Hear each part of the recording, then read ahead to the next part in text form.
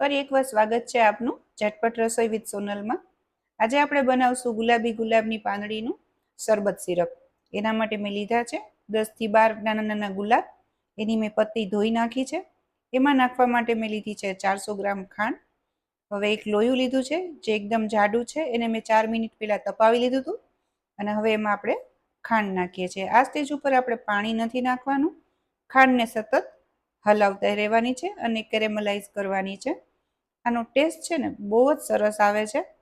આપણે આ ખાંડ હલાવતા જ રહેશું અને છે ને જેમ હલાવતા જશો ને એમ એનું એકદમ ઘાટું થવા લાગશે અને થોડું થોડું ચલાવતા રહીએ। હવે ઓગળવા લાગી છે ખાંડ। આ ખાંડ એકદમ ઓગળવા લાગે ને આ સ્ટેજ ઉપર આપણે ગુલાબની પત્તી નાખવાની થશે, પણ પહેલાં આપણે ખાંડને ઓગાળશું। ખાંડ એકદમ ઓગળવા લાગી છે।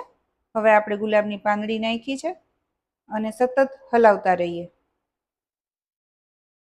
તમે જુઓ ને આ ગુલાબની પાંદડી નાખશો ને એવી એકદમ જ સોડમ છૂટશે। હવે જો મિક્સ થઈ ગઈ છે ખાંડ ને પાંદડી ને બધું। હવે આ સ્ટેજ ઉપર આપણે પાણી નાખીએ। 1 બાઉલ જેટલું મેં પાણી નાખ્યું છે। એ પાણી નાખશો ને એ ભેગું એકદમ પુડલા જેવું થઈ જશે, પણ એ તરત છૂટું પડવા લાગશે અને ઓગળવા લાગશે। આપણે 2 થી 3 મિનિટ ફરી ચલાવતા જ રહેશું, એટલે જે પાણી નાખ્યું છે ને એ ચાસણી પાછી ઘાટી થવા લાગશે।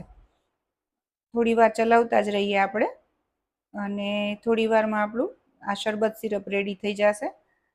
ગુલાબનું તો ગુણ ખબર જ છે આપણને। હવે આપણું સિરપ તૈયાર થઈ ગયું છે।